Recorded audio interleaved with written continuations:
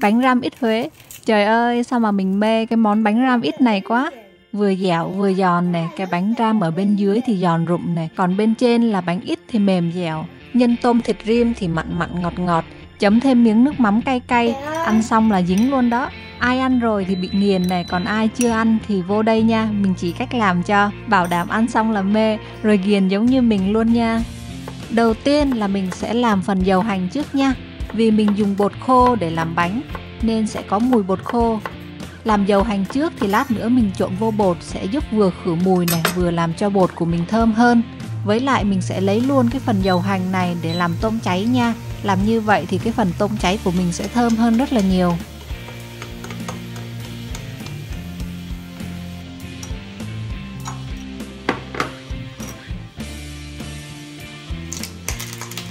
Bước thứ hai làm tôm cháy. Mình sẽ dùng tôm thẻ và bỏ vô đây một chút muối, một vài củ hành tím đập dập và mang đi hấp sơ trong khoảng 5 đến 6 phút.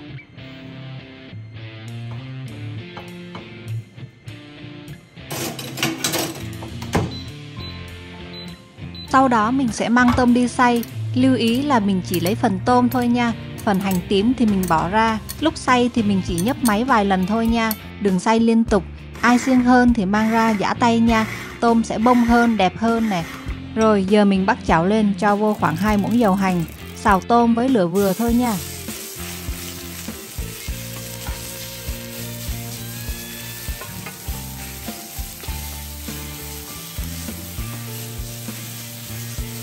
Khi tôm bắt đầu hơi khô lại thì mình cho vào một thìa cà phê dầu màu điều. Lúc này mọi người nêm nếm lại cho vừa khẩu vị nha. Đảo thêm vài phút cho tôm hơi khô lại nữa là xong rồi nè. Mà mọi người gọi món này là tôm cháy hay là tôm cháy vậy? Mình thì gọi là tôm cháy, nhưng nghe một số nơi thì gọi là tôm cháy. Ai biết chính xác thì comment giúp mình với nha. Bước thứ ba là nhào bột nha mọi người. Đầu tiên mình sẽ đun nước sôi, trong lúc đó thì mình sẽ dùng một gói bột nếp khô nè. Ở đây là khoảng 400g.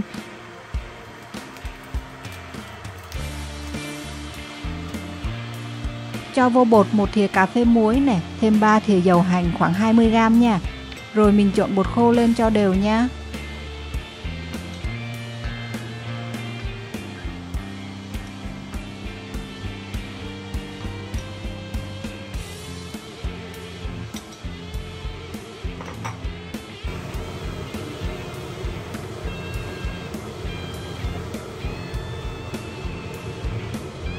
Khi nước sôi lăn tăn tầm khoảng 90 độ thì mình đong ra cấp 340ml nước nóng.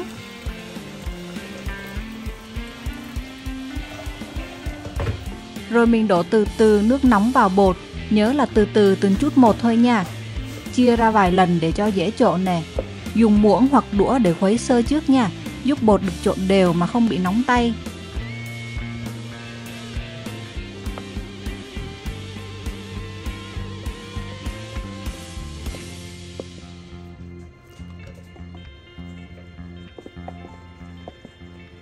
Khi bột đã bắt đầu vón thành cục thì mình mới bắt đầu dùng tay để trộn nha.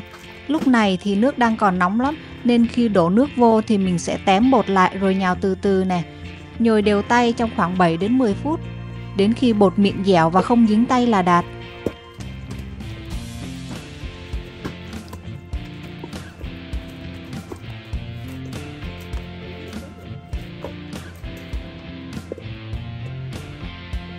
Cuối cùng là mình sẽ bọc bột lại cho bột nghỉ khoảng 15 phút. Lúc đó bột sẽ mềm hơn và khi xe sẽ dễ hơn nhiều nè. Rồi bột sau khi đã nghỉ được 15 phút thì giờ mình sẽ chia bột thành 3 phần bằng nhau nha. Một phần mình sẽ để riêng, lát nữa sẽ dùng để làm phần bánh ram giòn ở bên dưới nè. Còn 2 phần bột còn lại mình sẽ dùng để nặn làm bánh ít nha.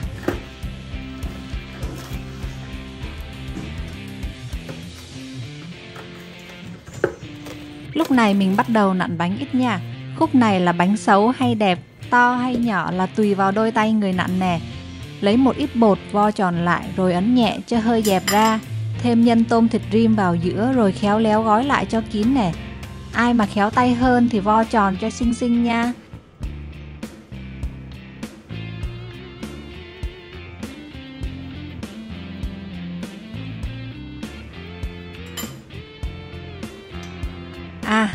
Cái phần tôm thịt rim này thì mình có chia sẻ ở tập trước rồi ha, nên video này mình sẽ không nhắc lại nữa. Mọi người nhớ xem lại video trước để biết cách làm nha.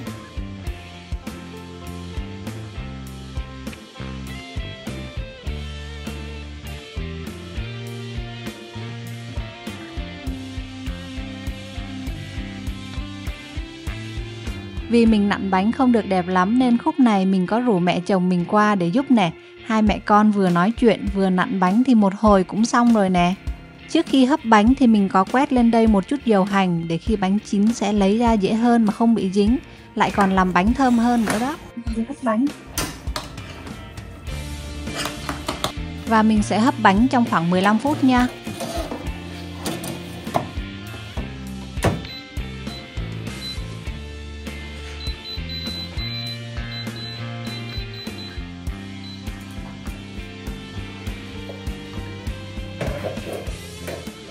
Trong lúc đợi bánh hấp thì mình tranh thủ đi làm phần bánh giam giòn nha. Phần bột hồi nãy mình để riêng ra đó, thì bây giờ mình sẽ thêm vô đây là 1 thìa bột gạo này, 1 thìa bột chiên giòn. Trộn đều tất cả lên rồi cho thêm một chút nước vào, từ từ nhào cho đến khi bột kết dính tạo thành một khối không dính tay là đạt.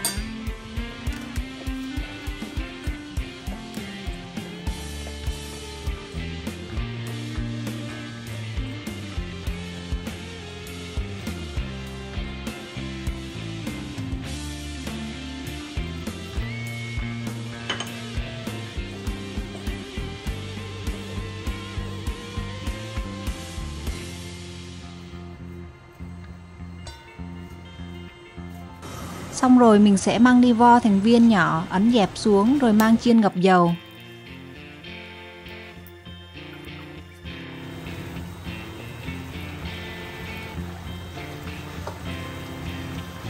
Chiên bánh thì mình dùng lửa vừa thôi ha, khi thấy bánh hơi vàng thì mình vớt ra liền. Và cái bí quyết để cho bánh được giòn lâu, để nguội mà vẫn giòn thì mình sẽ chiên 2 lửa nha mọi người. Lần đầu tiên mình sẽ chiên sơ nè, cho bánh hơi nở đều là mình vớt ra để nguội, sau đó chiên lại một lần nữa. Như vậy thì bánh sẽ giòn và màu sẽ đẹp hơn.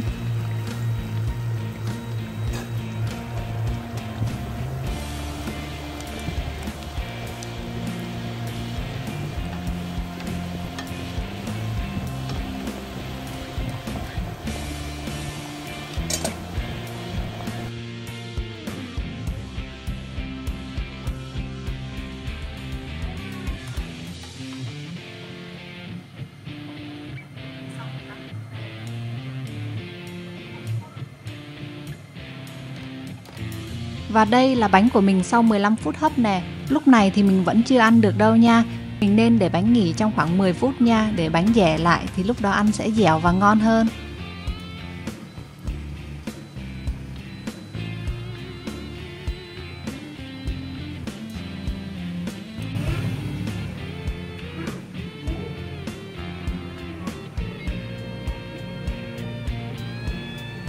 Quay lại với phần bánh ram nè, lúc này mình sẽ chiên ở lửa thứ hai nha. Ở lửa thứ hai này thì mình sẽ tăng nhiệt lên một chút, chiên nhanh tay trong khoảng 1-2 phút thôi, để bánh được lên màu đẹp nè và giòn hơn.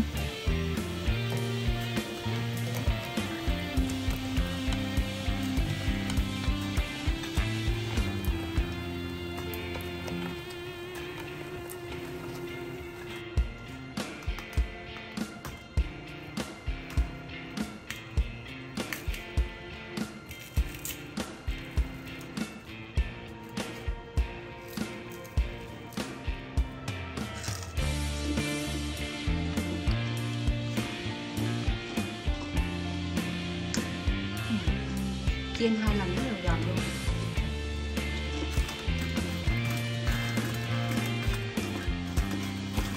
Giờ thì mình pha một chén nước chấm đơn giản nha. Tỷ lệ của mình sẽ là 1 muỗng mắm này, 1 muỗng đường và 3 muỗng nước lọc, khuấy đều lên là xong. Theo mình biết thì ở Huế có một số người thì sẽ dùng nước luộc tôm lọc cho trong lại rồi mới thêm mắm thêm đường vào để làm nước chấm. Kiểu đó mình thấy cũng ngon lắm.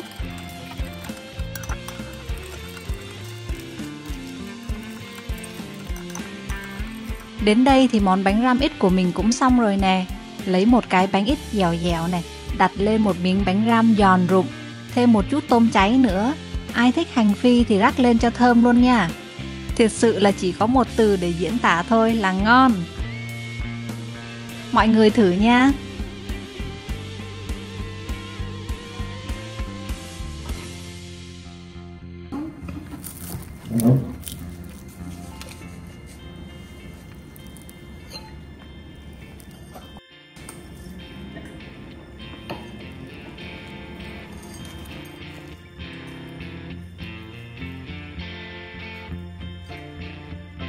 Giỏi quá, các cô làm giỏi quá. Cô làm đẹp quá. Thank you, Vito. Thank you, Vito.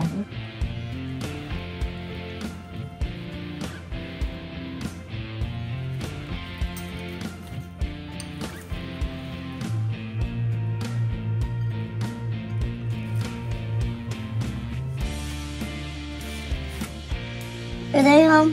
Được, trên này này con, trên này. Đúng rồi, cảm ơn Taco nha. Mình để biết cái này đâu. Thôi. Mình để mấy cái này đâu mẹ ơi.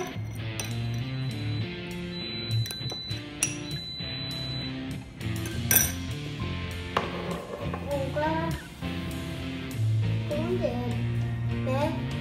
mình để mấy cái này đâu.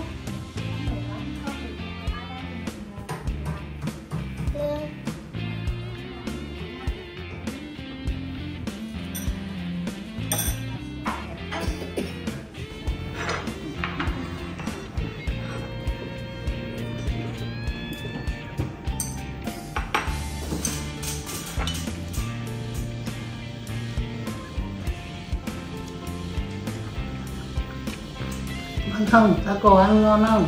Ngon ha. Vừa dẻo vừa giòn, nên mặn ngọt vừa đủ. Ông máy này là phải hóp cái bụng vô cái ngực. Bây giờ nó rút là cái mà miệng đầy quá, nó phải cắn nó to quá. Mấy này cắn làm đôi. Nó hấp mà. Ủa, đĩa của Vito đâu?